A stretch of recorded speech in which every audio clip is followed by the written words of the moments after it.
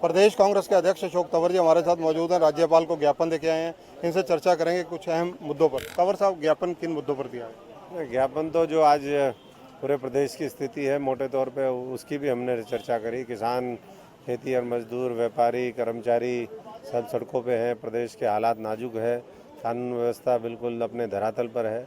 दलितों और महिलाओं के ऊपर और जो गरीब आदमी है उसके ऊपर अत्याचार लगातार बढ़ रहे हैं। और ऐसे में जो सबसे महत्वपूर्ण मुद्दा आज के समय में जिस तरीके से हमारे संत बाबा गोपाल दास जी बैठे हैं, गोचरान भूमि को लेकर के, गौ माता की रक्षा को लेकर के, गरीब को लेकर के, तो वो हमने सरकार को उनसे कहा है कि इस पूरे मामले में महामहिम जी हस्तक्षेप करें, दखल अंदाजी दें और सुनिश्चित करवाएं कि उनका अनशन जल्दी ख़त्म हो और उनकी जो जायज़ मांगे हैं कि गौचरान भूमि के ऊपर कब्जे हैं, गौ माता की रक्षा का मामला है और सबसे बड़ी बात यह है कि उनकी आज जो ज़िंदगी है उसको भी खतरा है। तो हमने ये बातें कही है। सैद्धांतिक तौर पे उन्होंने इसको मंजूरी भी दी, आश्वासन भी दिया और कहा है कि वो मुख्यमंत्री जी और कंसर्न मंत्री से बात करके इसका उचित समाधान करवाएंगे।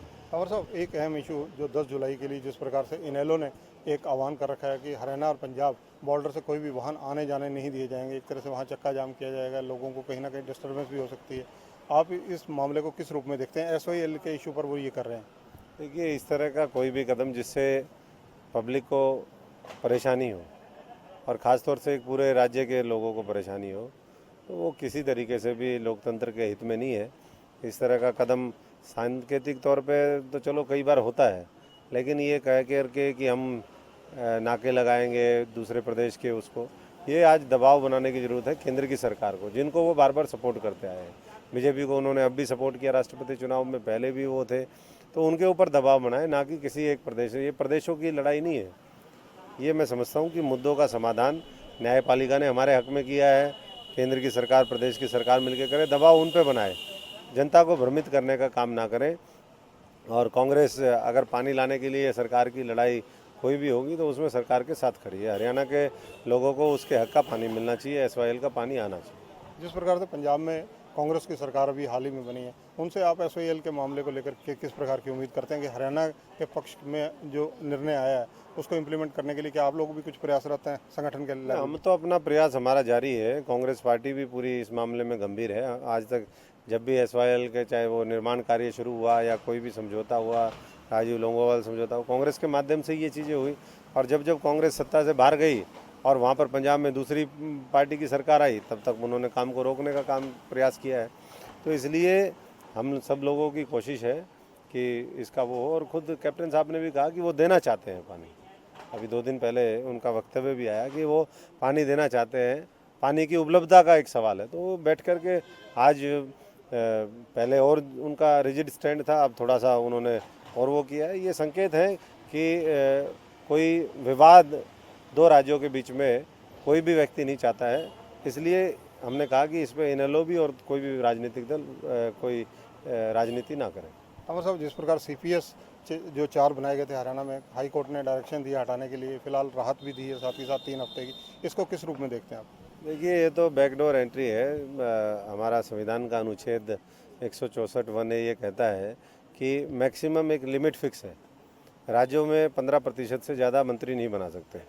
अगर बैकडोर से CPS और इस तरह के जो पदों पर नियुक्ति होती है, तो ये कहीं ना कहीं उसका अवहेलना है, उसको वॉयलेट कर रहे हैं। और इसलिए ये जो फैसला लिया है कोर्ट ने, ये दूसरे प्रदेशों में भी आया।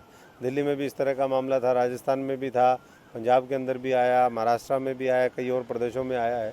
और हर जगह इसको कानूनी तौर पर डिफीट मिली है। तो मैं समझता हूँ कि एक स्वागत योग्य कदम है। और हरियाणा प्रदेश कांग्रेस कमेटी ऐसी किसी भी बैकडोर एंट्री का विरोध भी करती है और माननीय उच्च न्यायालय के इस कदम का स्वागत करती है। अमर साहब, आखिरी सवाल, जिस प्रकार से हरियाणा के कई बड़े प्रोजेक्ट अन्य स्टेट में दिए जा रहे हैं, ऐसी चर्चा 2-3 दिन से ऊपर भी रही है, एक कांग्रेस के सांसद ने ये मुद्दा उठाया भी है।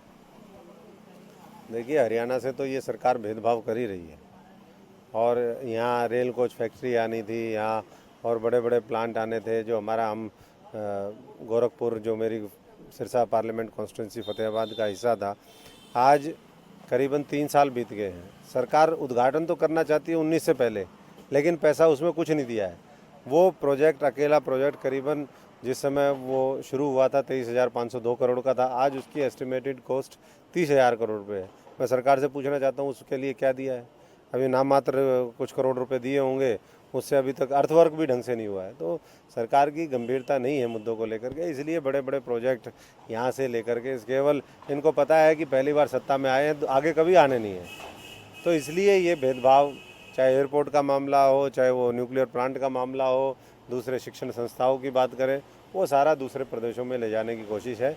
और जब समय आएगा तो प्रदेश की जनता भी बदला लेगी और कांग्रेस पार्टी तो लोगों के बीच में जागरूकता, उनको साथ लेकर के उनके साथ मिलकर के संघर्ष करने के लिए सड़कों पर है।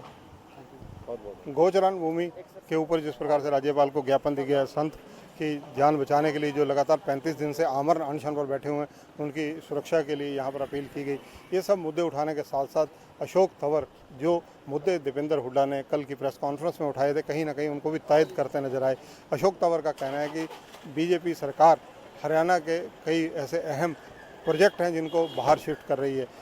कहीं ना कहीं कांग्रेस मुद्दों के ऊपर एक होती नजर आ रही है, भले ही इनमें जितनी मर्जी गुटबाजी हो। कैमरामैन जितेंद्र हंस के साथ चंद्रशेखर धरनी, पंजाब केसरी टीवी, चंडीगढ़।